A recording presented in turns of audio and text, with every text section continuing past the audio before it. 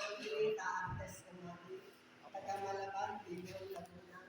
Pero, ano, sa Australia ako nakabase kasi Australian citizen na ako. Ngayon, noong 2012, na-diagnose ako na may cyst sa liver.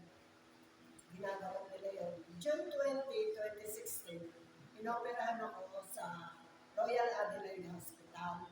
Hindi naman nila, nung ma-open nila, hindi nila ginalaw yung cyst kasi 10 cm na. Ngayon, ang lahat ng aking sistema sa katawan, nililis nila mo. After 5 days, pinabalik ako ng mga doktor sa hospital. Tapos sinabihan ako, yun nga sinabi, there is good news and bad news. The good news is we have trained all the body systems. But the bad news is we were not able to take up the cyst because it's only 10 cm. It may cause you sudden death. And tapos noon, sabi sa akin, just do it this way. Eat the right food and enjoy your life. Nang ako yung umuwi, makauwi na, hindi ko sinabi sa aking pamilya, sa mga apo ko, 4 ang aking apo na nurses. Yung 2 kong anak, yung isang anak ko, yung bunso, 2 lang anak kong babae. Yung bunso, sa Queen Elizabeth nagtatrabaho. Queen Elizabeth Hospital, siya, phlebotomist. Yung aking isang anak, naging manager sa computer craft. Ngayon, nung makauwi ako sa bahay, hindi ko sinabi sa kanila, ayoko silang, una-una, ayoko sa Australia naman. Pangalawa, ayoko nang mag-alala sila para sa akin. Lahat ng mga apo ko at saka yung aking mga anak. Ayaw ko silang mag-alala. Ako na lang magsasuffer ng aking karamdaman. Kung mamatay ako, okay na lang kasi matanda na ako. Kaya nung sinabi ko na lang, uuwi ako ng Pilipinas, doon ako magpapalakas. Sabi ko ganun. Kasi dito, hindi ko na kaya nasakit na nito ko. Saka, isa pa, pag umalis na kayo lahat, nasa trabaho na kayo, wala na akong kasama, ako na lang mag-isa. Eh sa Pilipinas, marami akong makakausap, maraming tutulong sa akin. Pag ako ay hinimatay, hinimatay kasi ako lagi. Minsan, pag hinimatay ako, minsan 2 araw, hanggang 3 araw, hindi ako natatauhan. Doon na ako dumuduli at saka umiinom. Ganun ang aking sitwasyon. Ngayon, dasal ako ng dasal, sabi ko, ang mga doktor naman, hindi naman sila makakaalap kung kailan tayo mamamatay. Talagang ang Diyos ang makakaalap. Kaya ang dalangin ko palagi, sana makatagpo ako ng makakapagpagaling sa akin.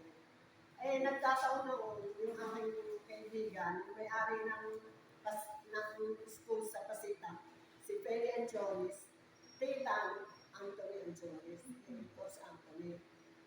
In-invite ako sabi, punta ka dito sa mga batchmates natin.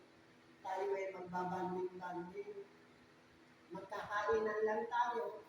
Kain-kainan at saka kanta-kantahan. Yan lang.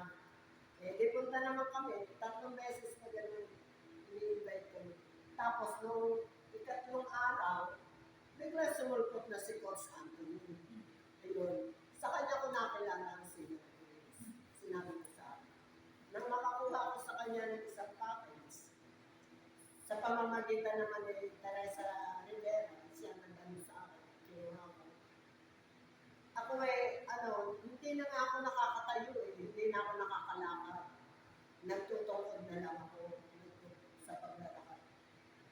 Hindi ako nakakakiyat, baba naman. Ganun na lang dami. Tapos, nung makainom ako ng senior drinks, 1 week pa lang, lumakas ako. Nakatayo na ako mag-isa, at saka nakakakayat baba na sa hagdan. Yung aking tungkod, pinihagis ko na doon sa isang tabi.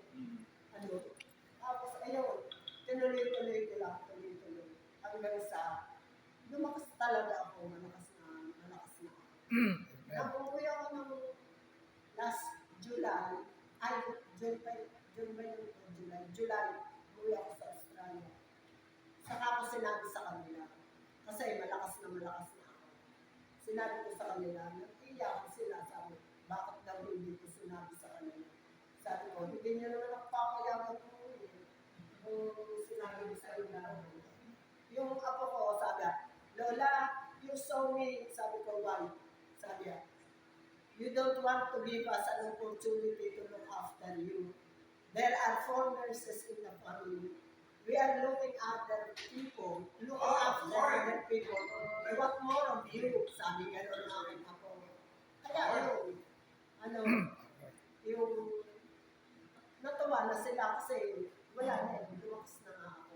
Kaya ngayon, eto ako sa senior grace. Binabahagi ko doon sa mga babi ang dulo ng senior grace. Thank you po. Thank you.